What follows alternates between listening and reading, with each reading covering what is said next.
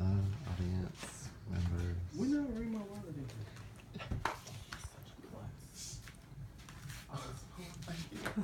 Okay. Hello everyone. This is my final speech, so we're all glad this class is coming to an end. I'm going to be delivering my speech about one of the many issues that face society today. So, how often have we heard people use the phrase, "I would rather die"? Sometimes we use it just willingly, sometimes we just say it just something as simple as taking out the trash. But of course we would rather take out the trash than actually die, but what if that was an actual option for us? Since its inception, the death penalty has been a pressing issue in society. Members of families, juries, and all those people who are involved have faced so much time and effort into this cause. But why is it such a pressing issue? Is it right? Is it wrong? Well, there are two major reasons why the death penalty is such an issue. One of them being cost. The death penalty, and this is alone in California, costs an average of $1.26 million as opposed to the $740,000 that it usually is for normal prisoners. The members on death row have an extra $13,000 on top of the average cost of taking care of prisoners. Now, all types of things go into influencing this cost. That's including separation, the extra rooms that they have to use for members on death row. It also goes into lawyer fees, the processing, the paperwork, and all the extra things that go into making sure that these prisoners have the rightful process. Is it worth it? The second biggest issue is improper imprisonment. Now, if a member of society is deemed guilty, they go through the due process, and if they are found guilty, they have to suffer their punishment. Now, what if their punishment is the death penalty?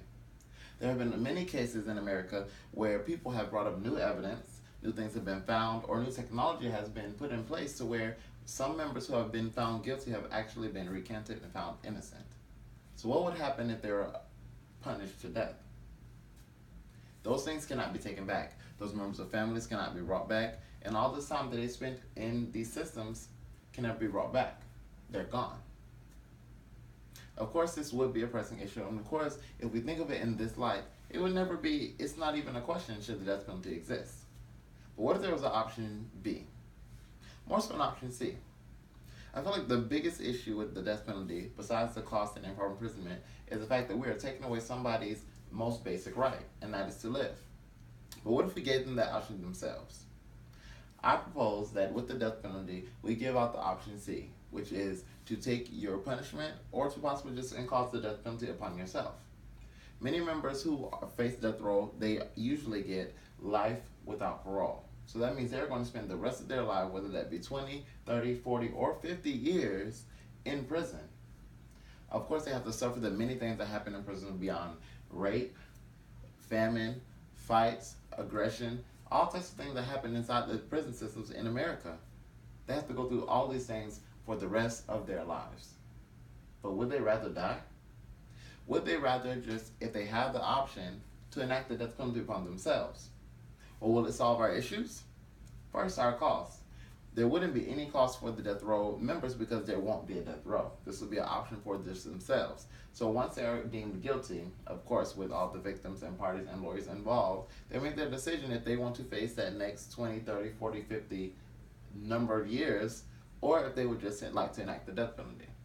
Of course, that's the choice for them and their lawyers, but of course, all the other paperwork and all the things that go into the death penalty won't necessarily be there. They make that decision on their own. Members of society usually spend 20 to 30 years on death row before an actual decision is made. That time won't be spent. That agonizing time for their family members, figuring out if they're going to ever get to see them again just on visitation, won't be there anymore. They can make the choice to spend the rest of their lives in prison or take that. Now, we're thinking, okay, maybe that will work for cost, saving money, but what about improper imprisonment? What if somebody is found guilty and they decide to take that death penalty? Well, think about who will be taking that. If you knew that there was an option that you did not commit this crime, would you take that option? No. Many of us believe that members who are incarcerated believe that they did not do the crime, but that is not necessarily true. There is a large percentage of members who are in the prison system who do believe that they should be in there, that they do believe that they face this crime because they've done what they've done. So what does this mean? That means that if they know that they have committed these crimes, that they might just want to take that option C, that they might just want to take that route instead of spending the rest of their days in prison. So that will solve our second issue, improper imprisonment. If you do believe that you possibly there may be some evidence out there that could save you, more than likely they would not be taking this option. And of course, for victims, the victims are the family members, because many of the people who face death row are on murder charges. So with these charges, sometimes they feel as though it is better for them to spend the rest of their lives in prison. Or some of them feel as though, even though they're spending the rest of their days in prison, facing the things that they face, is still not enough. What if they actually want them to have the option to die? I feel like with conversations between the lawyers of the victims and the accused, once they come to an agreement that the option is there, if they do decide to take the option, that may just be gratifying enough to the victim's family that they can continue to move on. Or if the victim's family does not feel like they even want them to have the option to die, that they want them to spend the rest of their time in prison, that should be up there too as an option.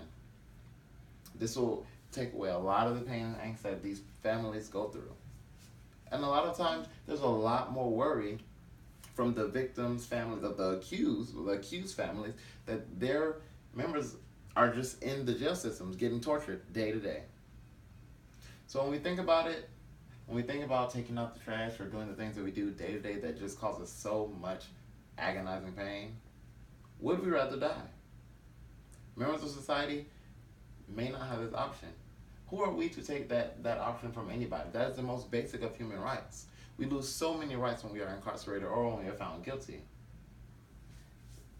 Let's just leave that one right up to us.